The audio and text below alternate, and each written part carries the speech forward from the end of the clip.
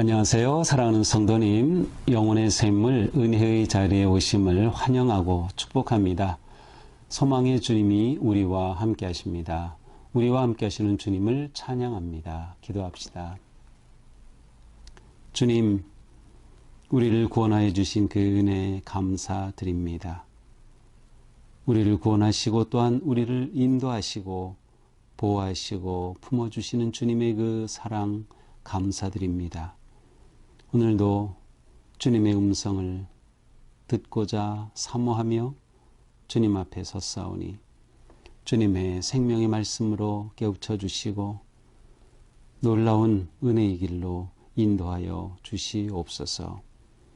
주님의 말씀이 우리에게는 생명이고 소망이고 기쁨입니다.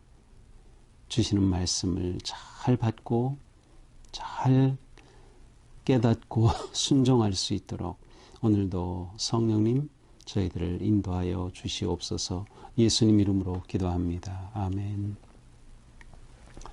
오늘 말씀은 로마서 11장 25절에서 36절입니다. 형제들아, 너희가 스스로 지혜 있다 하면서 이 신비를 너희가 모르기를 내가 원하지 아니하노니 이 신비는 이방인의 충만한 수가 들어오기까지 이스라엘의 덜어는 우둔하게 된 것이라. 그리하여 온 이스라엘이 구원을 받으리라 기록된 바, 구원자가 시온에서 오사 야곱에게서 경건하지 않은 것을 돌이키시겠고 내가 그들의 죄를 없이 할 때에 그들에게 이루어질 내 언약이 이것이라. 함과 같으니라. 복음으로 하면 그들이 너희로 말미암아 원수된 자여, 택하심으로 하면 조상들로 말미암아 사랑을 입은 자라. 하나님의 은사와 부르심에는 후회하심이 없느니라.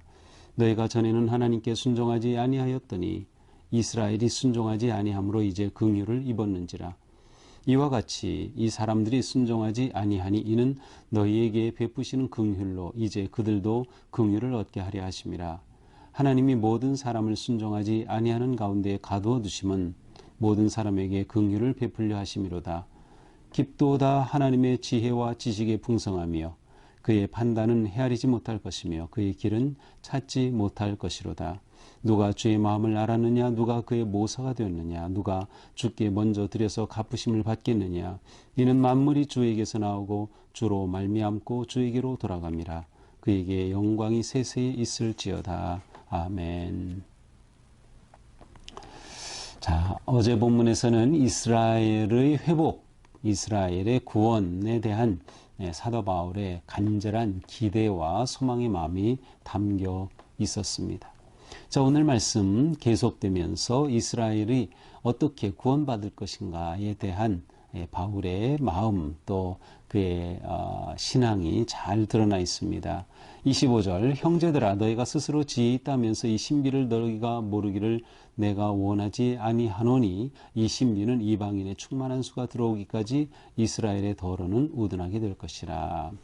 자, 여기서 바울은 이제 신비라는 단어를 말합니다. 신비, 미스테리온이라고 하는 단어인데, 자, 이 신비는 알 수 없다는 의미보다는 감추어져 있다는 뜻이에요. 그래서 하나님의 놀라운 그 일들이 감추어져 있어요. 그러니까 열어주시면 또 드러나고 알 수 있는 하나님의 비밀을 말합니다. 자, 바울은 하나님의 이 비밀을 너희가 모르기를 원치 아니한다. 다시 말하면 너희가 이 하나님의 비밀을 알면 좋겠다라고 말씀하는 거예요. 이 무엇이 하나님의 신비, 무엇이 하나님의 비밀일까요? 그것은 바로 하나님의 구원 계획입니다.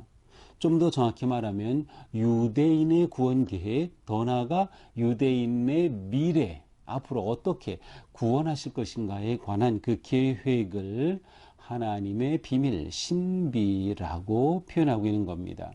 자, 이 비밀의 첫째는 무엇입니까? 이방인의 충만한 수가 들어오기까지 이스라엘의 덜어는 우둔하게 된 것이라. 자, 이스라엘의 일부는 아직까지도 우둔하게 되어 있어요. 다시 말하면 아직도 하나님을 배반하고 하나님께 돌아오지 않고 있어요. 완고한 자들이 아직 있는 거죠. 사실은 완고한 자들이 더 많이 있어요. 왜냐하면 이 당시 처음 교회의 성도들은 다 유대인들이었어요. 그래서 유대인 중에 이렇게 예수 그리스도를 영접하고 하나님의 놀라운 구원의 은혜를 입은 자들이 있지만 아직도 이스라엘에는 우둔한 자들이 하나님을 영접하지 아니한, 예수 그리스도가 하나님의 아들 메시아심을 영접하지 아니한 자들이 있는 겁니다. 자, 그런데 언제까지예요? 이방인의 충만한 수가 들어오기까지. 다시 말하면 알 수는 없지만 하나님의 계획 가운데 이방인의 숫자가 다 찰 때까지, 이방인이 충분히 구원을 얻는 그때까지 하나님께서 이렇게 이러한 상황을 두고 계신 거예요. 아직 이스라엘이 다 구원받지 못하는 상황이에요. 하지만 이렇게 두신 것은 언젠가 그들을 구원하시겠다는 하나님의 뜻이 있다 하고 본 거죠. 그래서 26절에 말씀합니다. 그리하여 온 이스라엘이 구원을 받으리라 기록된 바.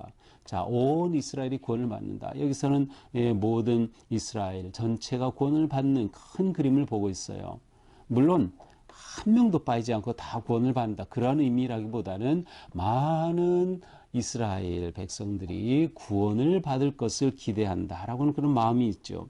자, 그러면서 26절과 27절은 이사야서의 말씀을 인용하면서 이러한 기대가 하나님의 약속에 있음을 보여주고 있어요.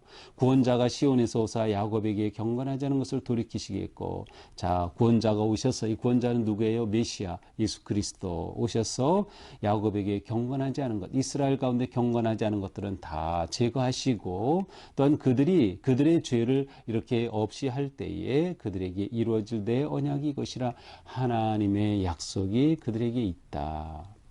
그들이 메시아의 오심을 믿고 영접함으로 이렇게 변화될 그 때를 바라보고 있는 것이에요. 그래서 이사야서의 말씀은 바로 영원한 구원의 약속의 말씀으로 보고 그 때가 올 것을 바라보고 있는 것이죠. 28절 복음으로 하면 그들이 너희로 말미암아 원수된 자요 택하심으로 하면 조상들로 말미암아 사랑을 입은 자니라. 자, 복음의 관점으로 본다면 그들이 너희로 말미암아 원수된 자요. 바로 이방인이 잘 되게 하려고 유대인이 그렇게 하나님을 어기고 원수가 되었다. 복음의 관점으로 본다면, 또 택하심의 관점으로 본다면 유대인들은 조상들 덕분에, 그들이 하나님과 언약을 맺은 조상들 덕분에 하나님의 사랑을 입은 백성들이 아니겠느냐. 그러므로 29절 하나님의 은사와 부르심에는 후회하심이 없느니라. 하나님이 주시는 선물, 구원의 선물과 그 부르심에는 후회하심이 없다. 후회함이 없다. 철회되지 않는다. 없애지 아니하신다. 다시 말하면 하나님이 주신 언약은 여전히 유효하다는 것이에요. 그 언약의 초점이 무엇이겠어요? 온 이스라엘이 구원을 받는 그 하나님의 계획, 언약이 후회하심이 없다. 철회하심이, 폐지하심이 없다. 아직 그들에게 희망이 있다라고 하는 것을 보여주고 있습니다. 너희가 전에는 하나님께 순종하지 아니하더니 이스라엘이 순종하지 아니함으로 이제 긍휼을 입었느니라. 자, 이방인에게 말하는 거예요. 너희가 전에는 하나님께 순종하지 그렇죠. 그들은 하나님을 몰랐어요. 하나님께 순종하지 아니했죠. 그런데 이스라엘이 순종하지 아니함으로 오히려 그들이, 이방인들이 하나님의 긍휼을 입은 것이 아니겠느냐. 이와 같이 이 사람들이 순종하지 아니하니 이는 너에게 베푸시는 긍휼로 이제 그들도 긍휼을 얻게 하심이라. 하지만 바울은 기대하는 거예요. 너희가 이렇게 이방인으로서 유대인이 하나님을 거절함으로 오히려 너희가 하나님의 긍휼을 입었는데, 이제 너희가 이렇게 하나님의 긍휼을 입고 하나님의 은혜를 입는 것을 보면 유대인들이, 어제 본문에서는 시기하여 유대인들이 그것을 보고 하나님께로 돌아와 긍휼을 잊게 될 것이다. 자, 이것이 바울이 보고 있는, 기대하는, 소원하는 그러한 모습이에요. 이방인을 구원하시고 그들의 구원받는 것을 보고 유대인들이 하나님께로 돌아오게 되는 그러한 것이죠. 깊도다 하나님의 지혜와 지식이 풍성하며 그의 판단은 헤아리지 못할 것이며 그의 길은 찾지 못할 것이로다. 자, 33절부터 36절까지는 바울의 찬양입니다. 성령이라고도 해요. 어떻게 찬양합니까? 깊도다 하나님의 지혜와 지식의 풍성하며 그의 판단은 헤아리지 못할 것이고 그의 길은 찾지 못할 것이로다. 자, 하나님의 지혜와 지식이 풍성하고 깊으심을 찬양하고 있습니다. 자, 하나님의 지혜는 무엇일까요? 하나님의 지혜란 바로 하나님의 놀라운 구원의 계획이에요. 유대인을 구원하는, 또 이방인을 구원하는, 이방인 구원을 통해서 또 유대인이 되돌아오게 하시는 그런 하나님의 놀라운 계획이에요. 하나님의 크신 계획, 이 구원의 계획이죠. 이것이 바로 지혜입니다. 또 지식의 풍성함, 지식은 무엇일까요? 하나님께서 선택하신 거예요. 이스라엘 백성들을 처음엔 선택하셨지만 그들이 하나님을 배반했어요. 그러자 하나님은 예수 그리스도 안에서 이방인들을 택하신 거예요. 이러한 선택하심, 하나님의 지식, 이것에 따라 하나님께서 하시는 판단은 헤아리지 못할 것이다. 하나님께서 구원하실지 마실지 판단하시고 결정하시는 것 인간이 알 수 없어요. 그래서 이것은 또한 신비에 속해요. 하나님의 비밀이죠.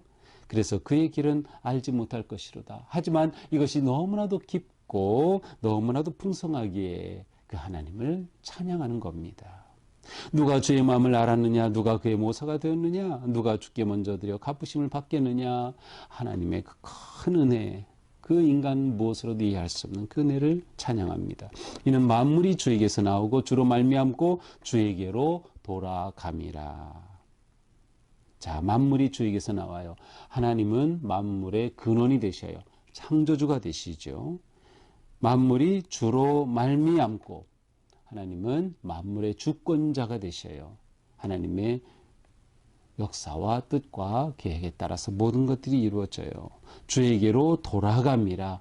하나님께서 온 우주 만물을 운행하시며 인생의 모든 것을 주장하시며 주님께로 돌아오게 하시는 거죠. 그에게 영광이 세세히 있을지어다. 이와 같은 하나님께 영광이 세세히 있기를 바랍니다 하면서 아름다운 찬양으로 끝냈습니다.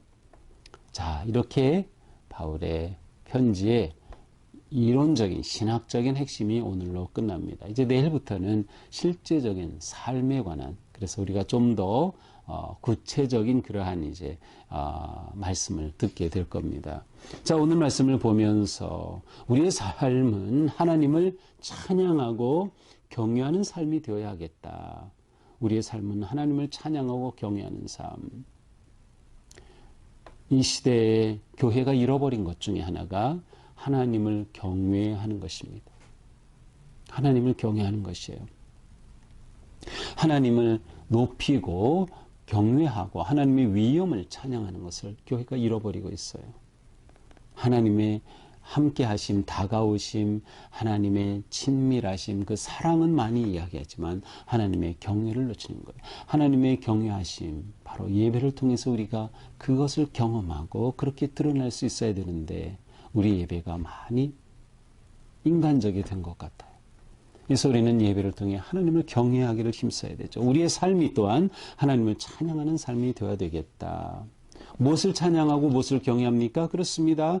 하나님의 구원의 지혜와 그 지식이 놀랍기 때문에 하나님께서 어떻게 우리를 구원해 주셨지? 하나님 어떻게 나를 사랑하시고 이렇게 구원해 주셨지? 그 놀라운 하나님의 은혜와 지혜, 하나님의 지식이 놀랍기에 하나님을 경외하고 찬양해야 한다. 하나님께서 또한 지금까지 이루어 주신 놀라운 은혜와 그 역사를 보면서 우리는 하나님을 찬양하고 경외해야 합니다. 더 나아가 우리는 창조주 하나님 되셔서 우리를 다스리시고 통치하심에 대해서 찬양하고 경외해야 돼요. 그래서 매일매일 우리의 삶이 하나님의 다스리심 아래에 있어야 하는 것이죠. 또한 우리는 하나님은 후회가 없으시다. 다시 말하면 하나님은 반드시 약속을 이루신다는 것을 우리가 믿고 그 하나님을 찬양하는 겁니다. 하나님은 우리에게 놀라운 약속들을 많이 주셨어요. 우리가 말씀을 묵상할 때마다 우리는 말씀 속에서 우리에게 주신 약속을 찾아낼 수 있어요. 하나님께서 이 모든 약속을 이루신다는 것, 이루신다.